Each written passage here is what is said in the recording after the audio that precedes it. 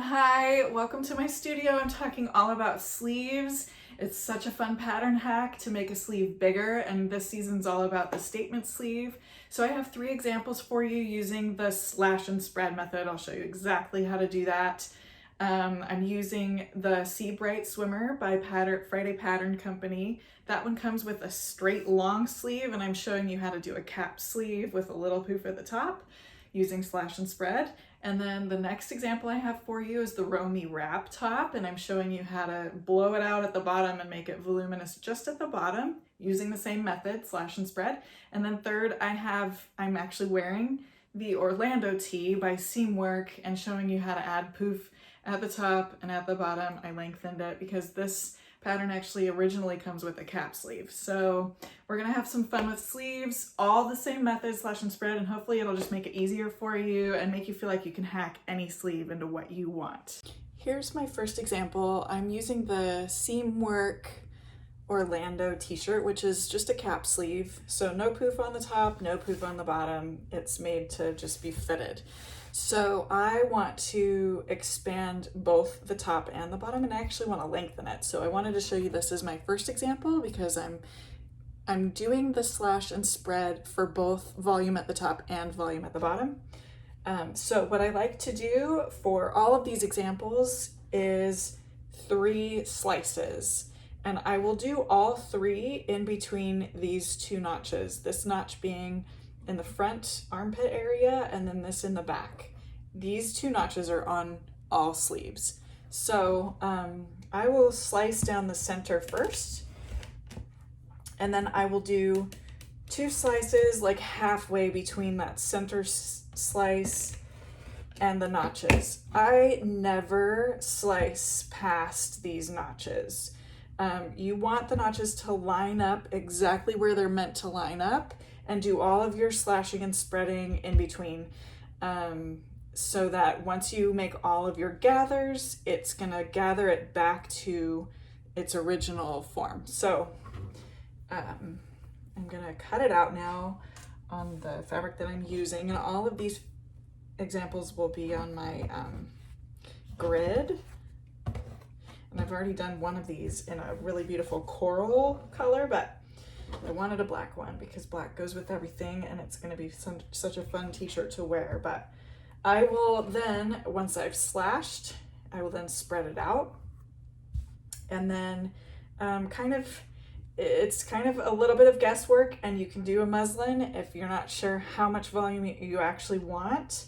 But I actually want to add a little bit of length to mine, and if I'm going to add volume at the top, I will add just a little bit of height up here as well. So this is about, I think, how much volume I want for these particular sleeves. And then I'm just going to put a weight down to hold those in place. And because I'm not doing cap sleeve anymore, I'm going to take out this curve, and I'm just going to lengthen it about where I'm hoping to have it. And then I'm going to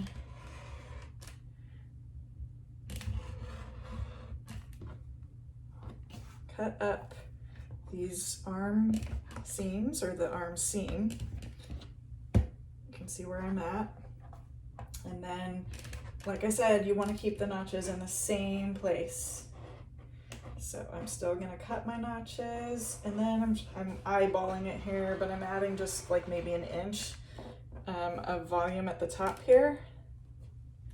And this again is gonna give me both volume at the top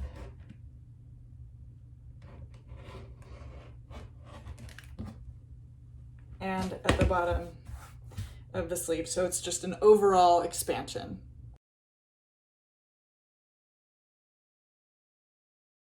Okay, so this next sleeve example is changing it up completely from its original. So this is actually the Sea Bright Swimwear by Friday Pattern Company. It's a long sleeve with 0 poof at the top, and I want poof at the top and a cap sleeve. And so I've traced out my pattern here, and I am actually not even wanting a full sleeve. I just want to add volume at the top. So I'm gonna show you how to do that.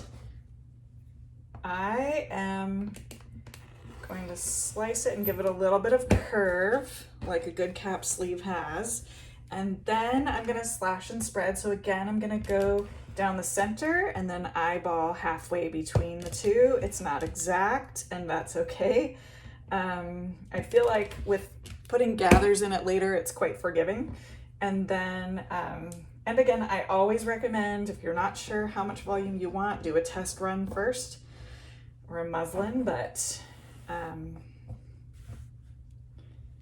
this is what I'm doing. I mostly want the volume at top, so I'm actually going to keep this bottom curve somewhat close to the original and just spread the top. So anytime you want to keep the sleeve close to the arm at the bottom, just keep it close to the original measurement there and add it up here, and vice versa. If you wanted to just add volume at the bottom, of course that would look like wings on this one, but you see what I'm saying. You want to just spread right here and keep this close to the original. This is probably not the best example to show you on, but it is a good example for keeping this arm close to the original and then adding the volume up top here. And it feels a lot more concave than the original sleeve does. That's okay. So let's see, I'm trying to find the best weight here. So like I said, it's not exact, and I still will actually add a little bit of volume up here.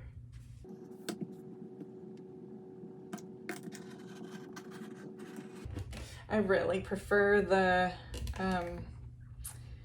when working with knits, I really do prefer using weights and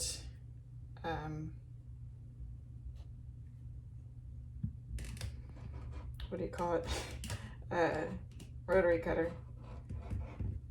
But I'm adding, just kind of eyeballing as I go up top there, like I did with the black t-shirt. I'm still cutting my notches right where they are meant to go because I love that they line up later with the original pattern. And there we go. And that's my cap sleeve with a lot of poof at the top for my Sea Bright swimwear. And it looks like I need to sharpen up my rotary cutter blade. So there's the new sleeve.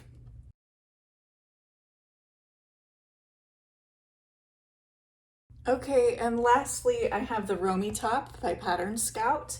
And this sleeve actually already has a lot of volume. It has gathers at the top and at the bottom of the sleeve, but I want to exaggerate the bottom, kind of give it more of a bishop sleeve look. And it's because, I don't know, it just seems to suit this fabric that I'm going for. Lots of flare.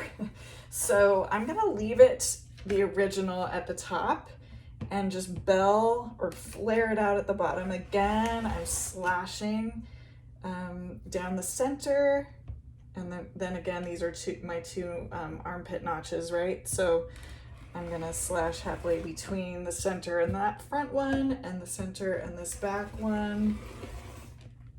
And then essentially what I'm gonna do is keep it the same at the top and really flare it out at the bottom and just make it a lot more romantic than it already is.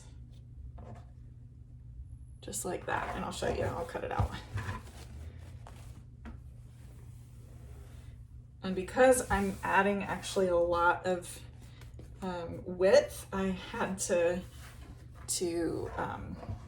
kind of account for that in the amount of fabric that I purchased. I had to purchase a little bit of extra because it exceeds the width of the folded 45. Oh, that's the wrong sleeve. Okay, so I'm gonna put all of these back in order. There you go. Anyway, it exceeded the original width, so I think I added like half a yard just to make sure to accommodate the new width that I wanted. Again, I'm keeping it the original up here. Sorry, you can't see that. The original here at the top, and just flaring out the bottom. And this right here, this black line is actually for the cuff detail that she has. I kept that in the original place as well, just like I keep the notch in the original place. So put enough weights on that to hold it where you want it and cut away. And you kind of have to imagine, you know, you have to draw an imaginary line in between these sections now. You can draw it in with chalk or whatever helps you. I've done it a few times now, so I guess I feel comfortable to eyeball it. And again, I just feel like none of this is an exact science, but always, if you're unsure, just do a test run, muslin. And I'm not adding any more volume like I did for the other two sleeves up here at the top, just because I'm keeping the top the original. It is going to be gathered still, just because that's how it was originally, but just not, I'm not adding extra. So keeping it the same up here. Hopefully that makes sense. And hopefully these three examples kind of give you a starting point, because there are so many different sleeves that you can do. You can play with the lengths, but essentially it's the same idea, right? You slash it a few times, spread it how you envision, either at the top, at the bottom, all of it. Just have fun with it. I love these voluminous sleeves that we see lately.